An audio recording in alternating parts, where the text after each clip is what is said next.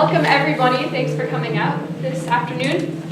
We are the group ACID and we investigated the correlation between phytoplankton and pH. My name is Kate McPhee and I'm from Winchester, Massachusetts. My name is Audrey Dawson and I'm from Westford, Vermont.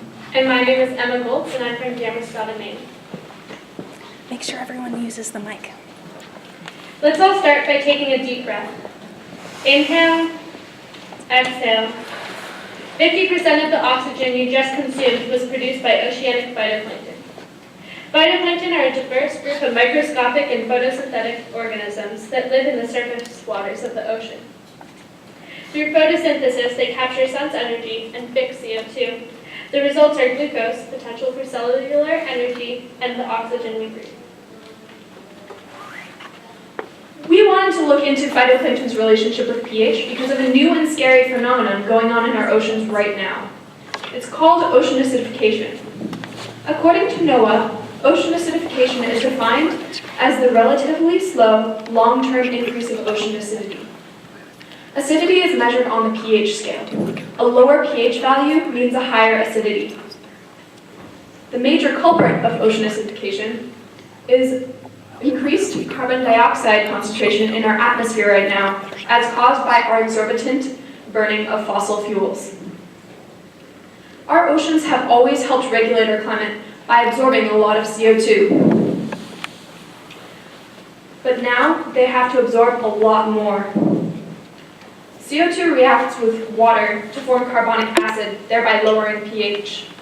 Through other chemical reactions, ocean acidification causes a depletion of calcium carbonate, which is very momentous because many organisms need calcium carbonate to calcify to make their skeletons. These organisms include shellfish, coral, some echinoderms, and of course phytoplankton.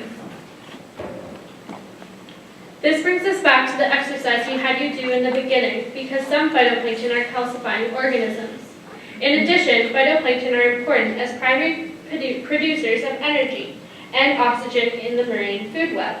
Number 4 on this chart states that when animals lower on the food chain die, the whole food chain suffers, affecting the entire ecosystem. Therefore, the study of acidic conditions' effects on phytoplankton is extremely important. So we believed that it was important to come to a deeper understanding of how ocean acidity directly affects the functioning of organisms that are lower on the food chain, such as phytoplankton. We pose the following question. How do different pH levels affect the growth and photosynthetic rates of individual phytoplanktonic species, as well as the phytoplanktonic community as a whole? We hypothesized that in an environment with a lower initial pH, therefore a higher acidity, phytoplanktonic growth and photosynthetic rates would be less than in the environment with an initial pH of 8, which is close to our ocean's current average pH. To see how the initial pH of a medium affects the growth of individual phytoplankton species, we grew 3 different species of phytoplankton and placed them in sterile seawater. The 3 major sources we chose each represent a major group of phytoplankton species and subspecies in the ocean. The species that we cultured were the diatom, Thalassiocyra pseudonana, the green algae, Chlamydomonas uriel, and the calcifying coccolithophore, Emiliania huxleyi. In order to see exactly how pH affects phytoplankton, we created a more acidic sample, a sample with ambient conditions, meaning a baseline pH of 8, which is the natural pH of the ocean right now, and a control dark sample, so as to eliminate the effects of photosynthesis on pH. To lower the pH of our more acidic sample, we bubbled in CO2 from a yeast culture into our sample's water. We did this to most accurately simulate what exactly is going on between CO2 and ocean water. Throughout the week, we collected data every other day. Each time, we measured the pH, dissolved oxygen as a proxy for how much photosynthesis was going on, and took average cell counts using a compound light microscope and a counting slide. We also went to the Freeport Town Dock to collect whole water samples in order to see how pH affects an entire phytoplanktonic community. we created one acidic treatment with the yeast and left the pH of 2 samples as it was, around 8. We also had a sample into which we constantly bubbled CO2 with our yeast culture. Our goal with this was to create an acidic environment similar to the open ocean. We wanted to see how phytoplankton respond to continual CO2 exposure, much like in our CO2-filled atmosphere.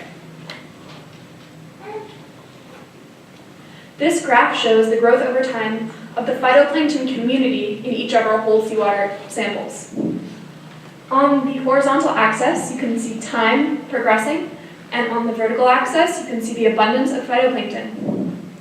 In our sample with normal conditions, represented in green, which is the baseline pH of 8, the phytoplankton displayed a normal growth curve, meaning that they were healthy.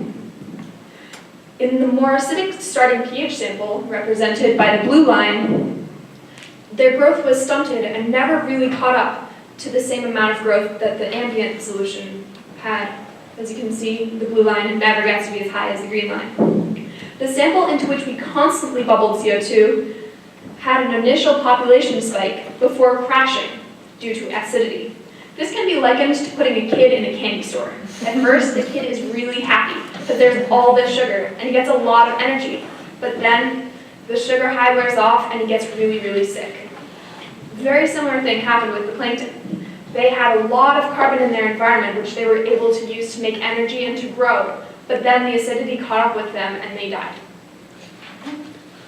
You can see that, overall, the sample with ambient conditions, in green, meaning conditions that mimic the natural ocean conditions, had the most success, while the more acidic samples did not.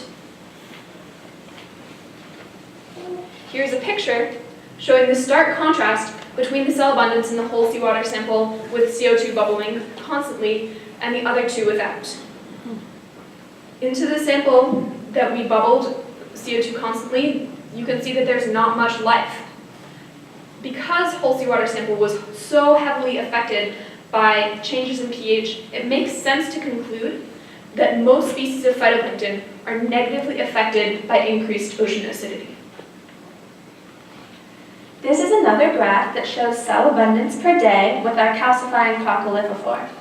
Note that the treatment with the lower initial acidity, shown in green, grew the most by the end of the week with an average of 40 cells, whereas this acidic sample only had about 34 cells by the end of the week. In addition, our diatom showed similar growth patterns. The ambient pH had a higher average of 804 cells by day 7, whereas the acidic sample only had about 8.8 cells. The impact of acidic conditions was very evident with the diatom, as can be seen on the picture to the right. There was a large difference between the acidic and ambient treatment cell abundance. Interestingly enough, this indicates that acidity more heavily affects the diatom than the calcifying coccolithophore. Our data does indeed indicate that acidity affects non-calcifying organisms and their cellular functioning. However, it is important to consider that there may have been growth on the last day in the acidic sample because the pH had returned to 8. Natural processes such as respiration and photosynthesis cause short-term changes in pH. These subtle changes are distinct from ocean acidification, but the spike of life seen in the last day may have been a result of photosynthetic efforts to increase the pH and lower the acidity.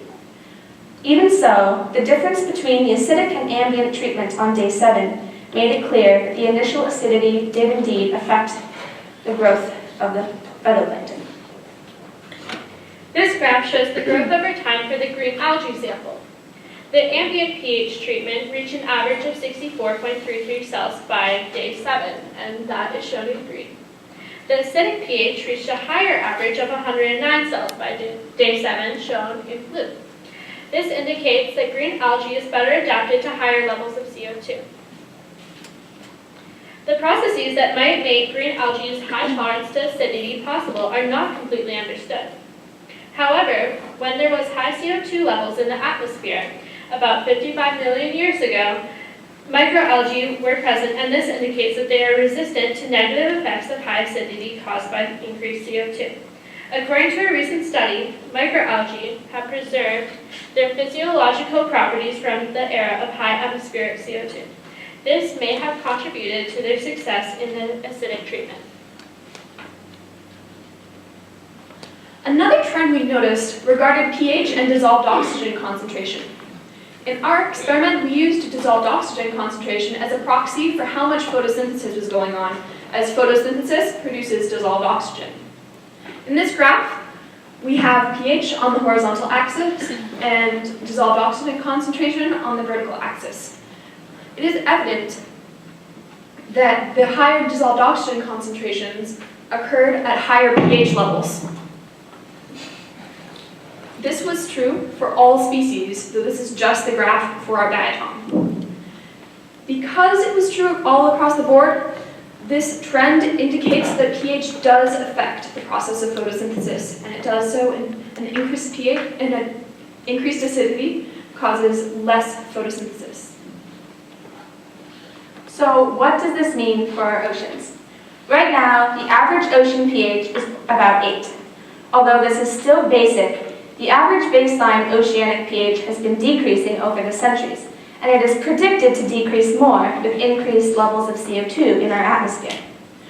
While our oceans may never be as acidic as 6, according to NOAA, with current CO2 emissions, by the 22nd century, the average ocean pH will fall to about 7.67. This may seem like a small difference, but the pH scale is logarithmic, and a drop of 1 pH unit is 10 times as acidic. The changing baseline acidity will make it challenging for phytoplankton and calcifying organisms to function efficiently.